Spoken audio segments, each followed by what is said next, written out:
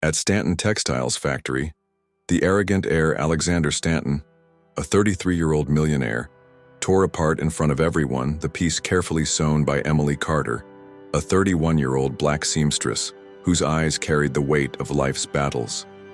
"This isn't worth a dime. You'll never be more than a cheap factory seamstress," he declared with disdain. Humiliated, Emily swallowed her tears, not realizing that this day would mark the beginning of a transformation that would forever change her destiny. Back home, she found comfort in her younger sister, Sophie Carter, 28, who lightened the pain with sharp humor. "Let him laugh now. One day he'll be begging to buy your clothes on sale." Between tears and smiles, Emily made a promise to turn pain into strength and sow a future no one could imagine. And if you want to follow this journey of resilience, revelations, and victory, make sure to subscribe to the channel and turn on notifications so you don't miss a single chapter of this inspiring story. In the heart of Stanton Textiles, the sound of machines echoed like a weary chorus until the cutting voice of Alexander Stanton silenced everything. He held up a piece of fabric, looked at it with disdain, and tore it in front of everyone. With arrogance, he declared that it wasn't worth a single dime. It wasn't just cloth being ripped apart, but also Emily Carter's dignity. The air grew heavy, almost suffocating. Emily felt her heart tighten, as if each word was a precise blow. Her tearful eyes nearly betrayed her pain, but she forced herself to swallow the cry. What hurt most was not the torn fabric, but the cruel sentence. She would never be more than a cheap seamstress. Those words echoed in her mind, repeated like a seal of humiliation. Still, she remained standing. Her fellow workers lowered their eyes, some with silent compassion, others with fear of speaking up. The atmosphere seemed frozen, as if everyone was waiting for Alex's next outburst. But nothing came. Only the uneasy silence that exposed collective cowardice. Emily stood alone on that stage of shame, and yet she did not fall. Alex walked among the machines as if he owned the world, his posture inflated with absolute authority. His laughter rang out, cold, without a trace of empathy. He did not realize that by attacking Emily, he also diminished the value of every worker around him. It was as though he wanted to remind them all they were there only to serve. And at that moment, his power seemed unquestionable. Emily breathed deeply, trying to maintain her composure. The tears longed to escape, but she would not give him that pleasure. She knew that if she cried, he would have won completely. It was a silent duel between the humiliation imposed and the dignity preserved. Inside her, a bitter pain stirred, but also a hidden fire, faint yet pulsing. The factory's atmosphere became suffocating. The sound of the machines returned, but it felt distant, like a faded echo. The averted gazes spoke volumes. No one would dare confront him. No one would defend her. Emily understood she could not expect support in that place. The weight of loneliness merged with the weight of shame, creating a memory that would never be erased. Alexander, satisfied with his cruelty, turned his back as if he had taught a necessary lesson. But in truth, he had only revealed his contempt for other people's efforts. What seemed to him a trivial gesture became a milestone for Emily. It was the beginning of a scar that would shape her future choices. In that instant, she had no idea how transformative it would be. And so, amid furtive glances and restrained tears, Emily left the factory floor. She walked with heavy steps, but each carried more than pain. There was a latent strength, a hidden desire to prove she was not just a cheap seamstress. The shame of that day would not mark the end of her story, but the beginning of something yet to be born. In the cold silence of the factory bathroom, Emily pressed her hands against the sink and saw her trembling reflection in the mirror. Tears streamed down, silent, mingling with the bitter taste of fresh humiliation. It was as if Alex's voice still echoed inside her, repeating the same cutting words. In that small space, her crying was more than release. It was a trapped scream, a cry that carried not only pain, but also a promise. When she arrived home, the weight of the day still clung to her shoulders. Her younger sister, Sophie Carter, greeted her with the same light humor she always used to ease storms. Let him laugh now, sis. One day he'll beg to buy your dresses on clearance. Emily tried to smile, but the wound still burned. Between them, there was enough complicity to turn tears into brief laughter. Sophie didn't just see her sister's sadness. She saw the spark hidden behind it. It was as if she recognized in Emily a strength Emily herself couldn't perceive. And with a nearly magical lightness, Sophie reminded her that falls aren't always the end. Sometimes they're only the rehearsal for the big leap. With each of Sophie's words, the night grew a little less heavy. Emily wiped her eyes and let out a broken laugh, like someone acknowledging a painful but necessary truth. That witty line from her sister wasn't just humor, it was a disguised prophecy. It was like planting a seed in barren ground, trusting it would bloom one day. And in Emily's heart, though bruised, that seed began to sprout. As they set the simple dinner table, the two spoke of dreams that seemed far away. Sophie imagined improvised fashion shows, creative dresses, imaginary stages. Emily listened, and little by little she started to believe. It was curious.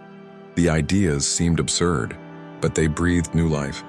It was as if Sophie was the wind fanning hope into nearly extinguished embers. That night, Emily made a silent promise to herself. She would not let Alex's words be the final chapter of her story.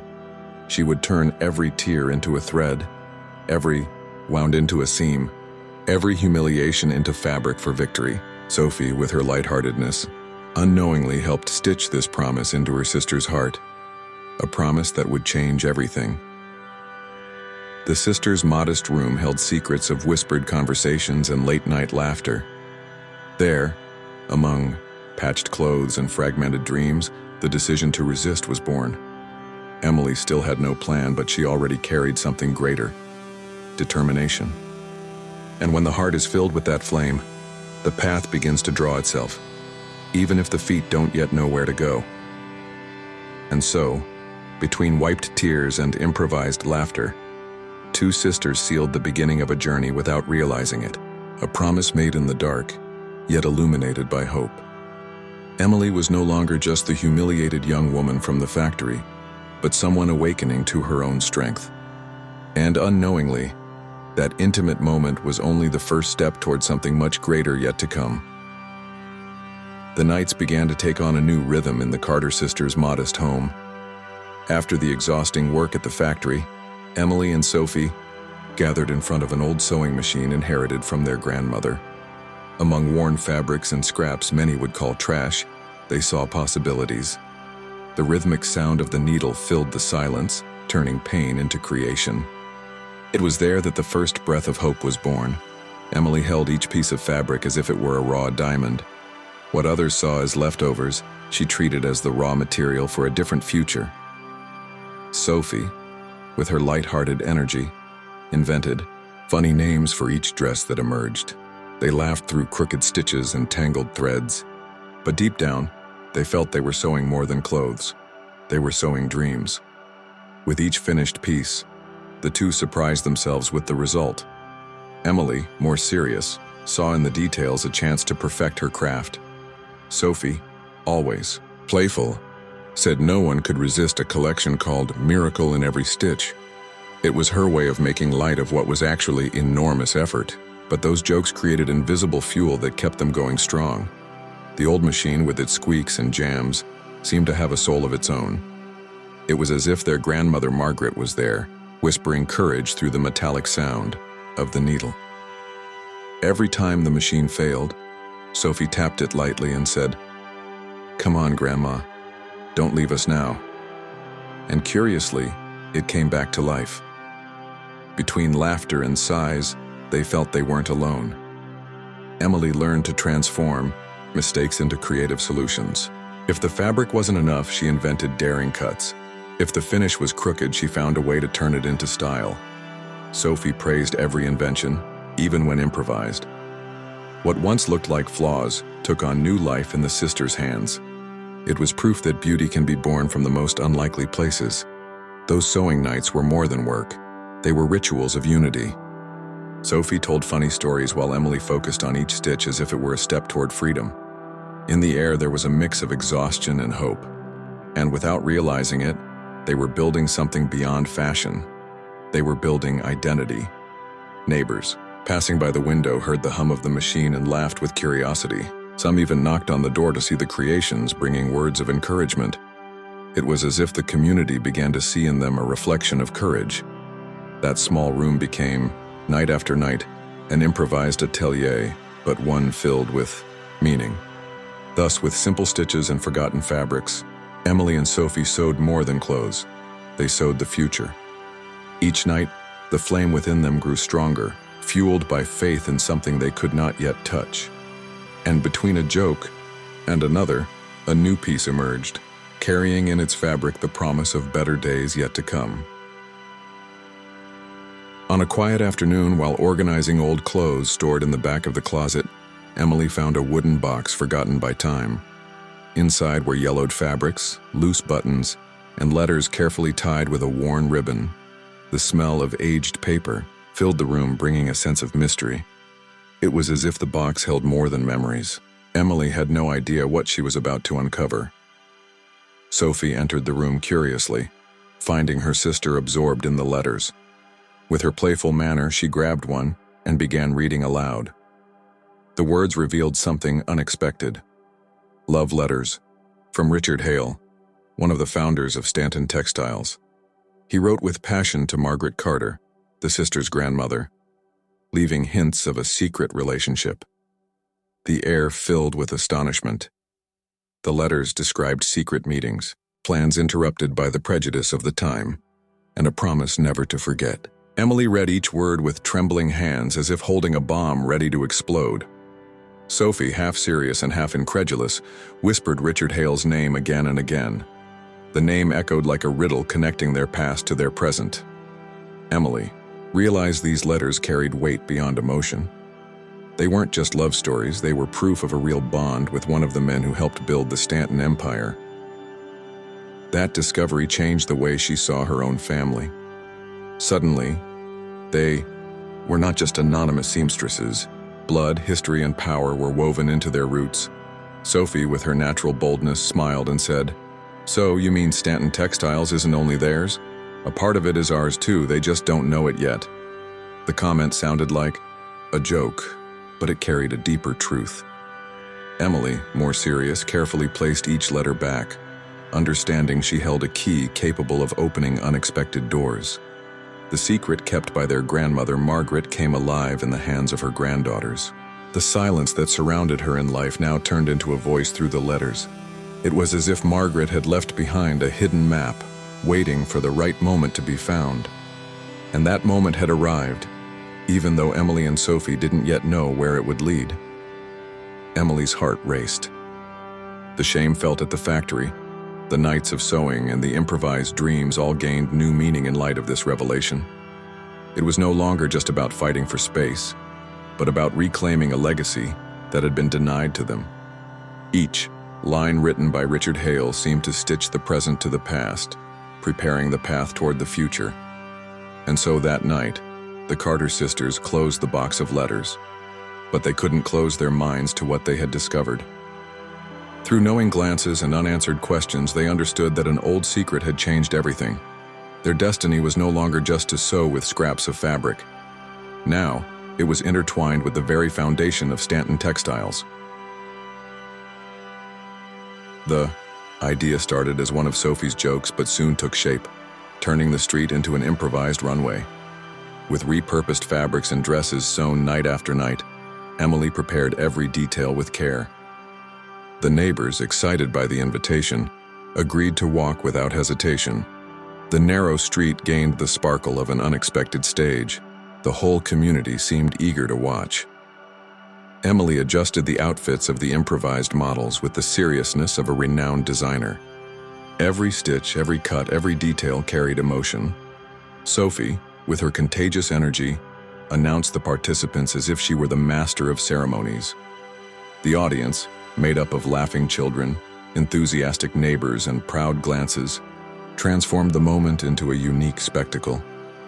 Mrs. Jenkins, known for her elegant posture, was the first to walk down the small improvised runway. She wore a blue dress that highlighted her confidence while the children clapped and laughed loudly.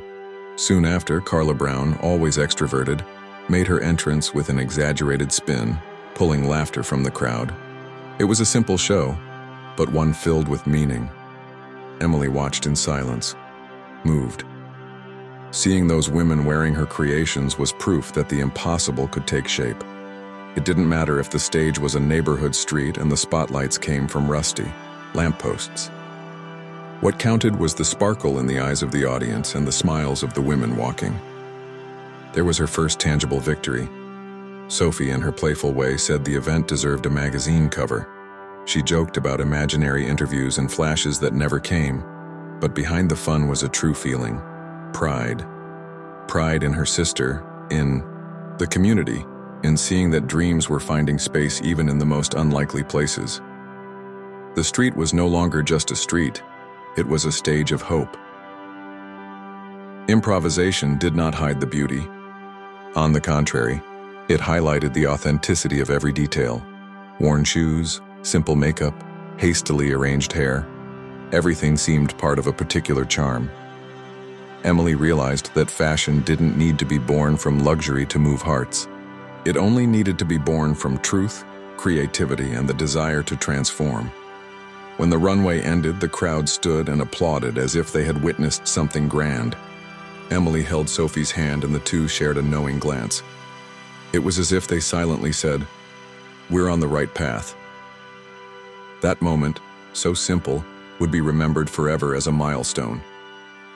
As the street returned to the quiet of the night, Emily's heart remained in celebration.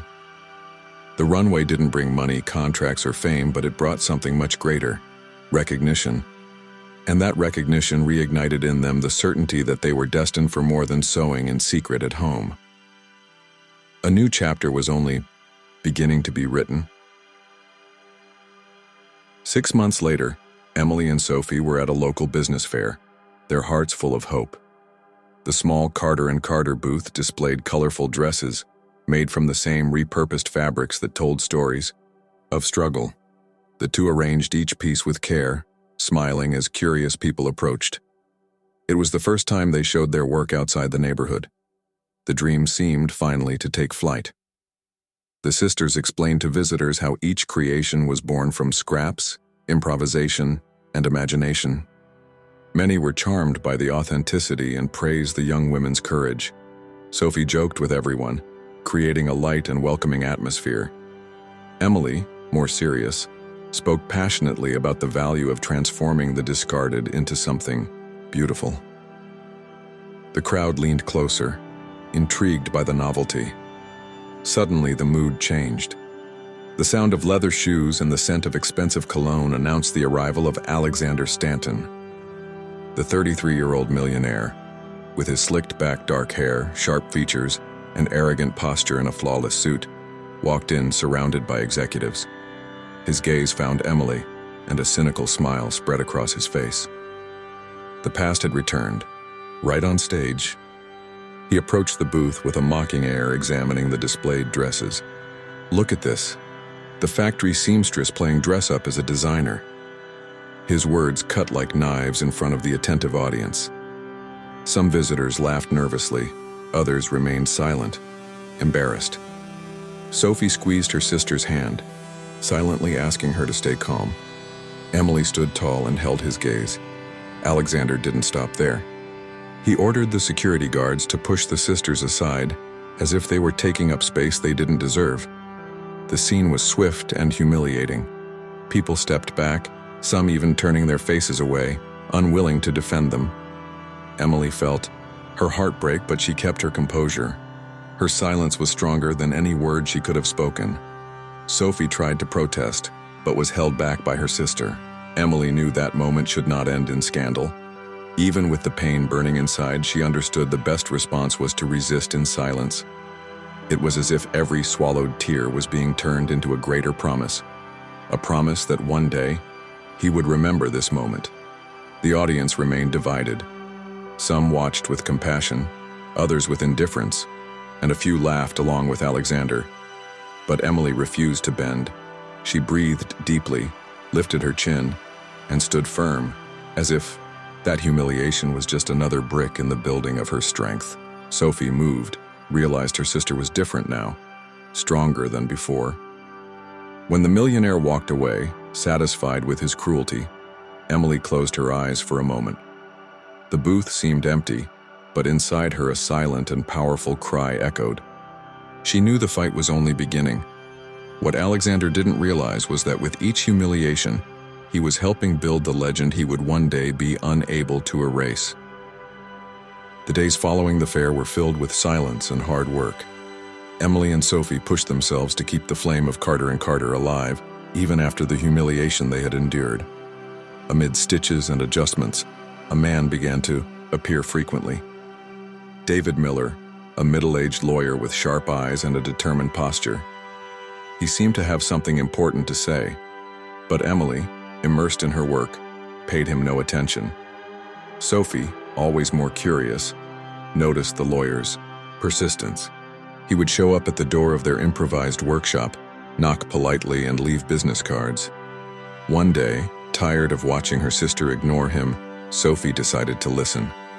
David's words came quickly. There were documents directly linking the Carter sisters to Stanton Textiles. The news sounded far too unbelievable to be real. Emily resisted the idea of letting this man intrude on her routine. But Sophie firmly convinced her to hear him out. "He can't be showing up here for nothing, Emily. We at least need to know." Reluctantly, Emily agreed to sit and listen. The lawyer then revealed the weight of the secret he carried. Their family's past was about to gain new meaning. David explained that Richard Hale, co-founder of Stanton Textiles, had recently passed away. In his will, he left a significant portion of shares to the daughter he could never publicly acknowledge. Anna Carter, mother of Emily and Sophie, already deceased. This meant that legally the two sisters were rightful heirs. The revelation struck like lightning on a clear day. Emily was speechless, in shock. All the pain of being humiliated as a cheap seamstress now collided with the reality that part of that company ran in her blood. Sophie, stunned, let out a nervous laugh as if it were an impossible joke. But the lawyer's serious gaze confirmed every detail. Their lives would never be the same again. The lawyer handed over official documents, certificates, letters, copies of the will. Emily held the papers with trembling hands. They weren't dreams. They were facts, records recognized by law. Those pages carried more power than any dress sewn until then. Sophie hugged her sister, whispering that fate had finally sent them a sign of justice. David Miller patiently explained the next steps. There would be meetings. Stanton's lawyers would contest, but the sisters' rights were solid. "You're not just seamstresses. You're shareholders," he said firmly. Emily still couldn't believe it, but something inside her began to align. The weight of past humiliation was now transforming into fuel for a different future. That night, alone at home, Emily and Sophie spoke at length. Between tears and laughter, they realized they were no longer just fighting for survival. They were fighting for a legacy, for a rightful place. And even without knowing how everything would unfold, they felt they were about to face the greatest challenge of their lives. The day of farewell arrived faster than Emily imagined. As she entered the factory for the last time as an employee, every sound of the machines felt different, like a silent goodbye. She walked through the corridors with firm steps, though her heart raced. Co-workers who had always seen her quietly now watched with curiosity. There was something definitive in the air, almost solemn. Emily handed her resignation letter to the supervisor, who accepted it with a cold, bureaucratic expression. Yet, amid the heavy silence, a few colleagues discreetly showed support. Laura Evans, always sympathetic, smiled with pride. Mark Johnson, usually reserved, clapped softly in respect. Those small gestures meant more than 1,000 words. Crossing the factory floor, Emily remembered the first humiliation. The echo of Alexander. Stanton's voice still seemed alive within the walls. But now she was no longer the young woman who swallowed her tears. She was a woman who had discovered her strength, her origin, and her worth. Each step was a silent declaration of victory. Outside, the fresh air hit her face like a breath of freedom. Emily took a deep breath and couldn't hold back the tears. But this time they were tears of relief. Sophie was waiting for her outside wearing her usual confident smile. She hugged her sister tightly, knowing this was a moment of no return. It was a new beginning. I'll never sew to be humiliated again. From now on, I'll sew to dream, Emily said firmly, between sobs and laughter. Sophie answered with a joke, trying to ease the emotion. And I'll be your first customer, but I expect a lifetime discount. They both laughed, their eyes still wet. It was the kind of laughter that seals a promise. The factory doors closed behind them, but it felt like the world was opening ahead. Emily felt as though she had left behind not just a job, but an entire life of submission. The weight on her shoulders had been replaced by a strange lightness, as if she could finally walk unchained. The road ahead was uncertain, but also full of possibilities. Sophie, excited, was already making plans aloud. She talked about new designs, potential clients, even bigger shows. Emily just listened, letting her sister's energy carry her forward. For the first time in a long while, she believed dreams weren't just fantasies. They were projects, seeds ready to bloom. As they walked together, the feeling was of a shared victory. They had no contracts, no wealth, but they had courage. And that for Emily was worth more than any fortune. The future was still unwritten, but the certainty that they would never be the same was already stitched into their hearts.